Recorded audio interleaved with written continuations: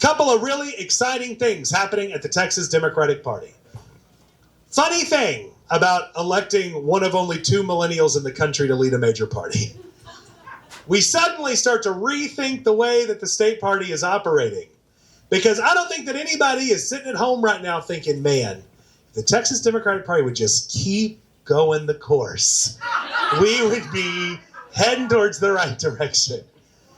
So that's what we're doing. We're not afraid to rethink the way that this party is operating from the ground up, because locking a bunch of consultants in a room in Austin and expecting them to buy our way out of this problem is never going to solve it. When our party sees its best results, it is when we are a people-powered movement focused on people. This party does not belong to the political class. It does not belong to the consultants. It does not belong to the well-connected. This party belongs to you. So we are running a 254 county strategy in Texas. That's why I'm constantly on the road. And I am really excited because I am on a mission. I'm on a mission. And that mission is that we are going to file a Democrat in every federal and state office in the state of Texas this year. Because, which, by the way, it's an ambitious goal. It's never happened. But we're going to shoot for the moon. The reason we're going to do that is because Democrats will do better when we have more players on the field. We can't look at areas that haven't performed well and say that we have to write them off. That is not a pathway to success. We have to go into communities even when it is tough and have tough conversations. So that's why I'm really proud to tell you, if you hadn't already heard, we're opening up 4 additional Texas Democratic Party offices in Texas. Because Austin is just not the center of the universe. So we're going to keep an office in Austin, but we're also going to open an office in Houston. And we're going to open an office in Amarillo. And we're going to open an office in Eagle Pass.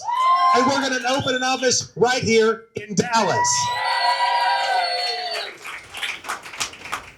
Because it is important that we're sending a message that as a party, we're showing up. People haven't felt that we have shown up in their communities. They haven't felt like we've talked about the things that are important to them.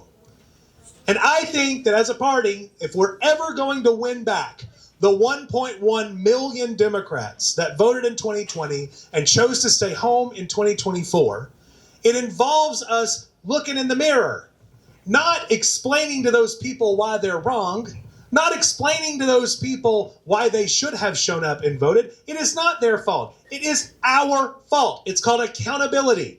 And we have to look in a mirror and come to terms. Why did those people feel that we weren't worth showing up and voting for? Well, we don't have to guess. We put them in focus groups. We know what they think. They say that they're sick and tired of a Democratic Party that negotiates away the things that are important to them. They're sick and tired of a Democratic Party that doesn't stand up and fight for them. My mama, when I was a little kid, running around East Texas, the accent was even worse. SDK. I heard Smiley Democrat kid, SDK. I asked my mama, I was like, I hear everybody talking about this Democrat-Republican stuff. What is that? She said, well, Democrats are for the little people, Republicans are for corporations. We're Democrats. That was a teenage mother in East Texas who didn't vote, but she knew who was on her side and who wasn't, not because there were people in Austin telling her, not because there were people in D.C. telling her, but because Democrats earned her support. For years of standing on the side of working class people. My granddaddy was born alone into a wash bucket with nobody in the room but his mama, on a farm that only had electricity and clean water because of Franklin Roosevelt, the New Deal, and the Democratic Party. He walked to school on cattle pads, alternating the days he would go with his brothers because they shared a single pair of boots. Schools that were mandated for the very first time by Democrats, with Republicans kicking and screaming and calling it socialism every step of the way. He became the first person in our family that could read or write. And when the droughts hit East Texas in 1959, my family lost everything. We depended on programs of the Great Society like Medicare and Medicaid, expansions to Social Security, programs that reduced poverty in this country by 75%. Big, bold, progressive ideas that change lives for working class people. That is what our party is supposed to be about.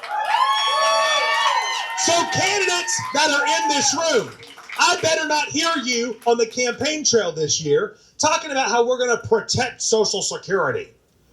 We're Democrats. We're going to fight to expand Social Security. I better not hear you talking about how you should be able to see a doctor when you're sick.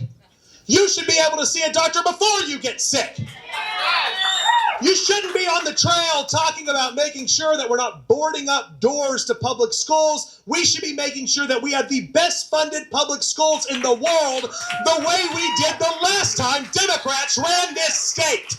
Big, bold, progressive ideas that change lives for working class people. That's how we dig ourselves out of this mess. Republicans seem to understand that if they keep their base happy, they win elections. But we have traded ours off in exchange for a couple of votes in the middle. It has not been successful.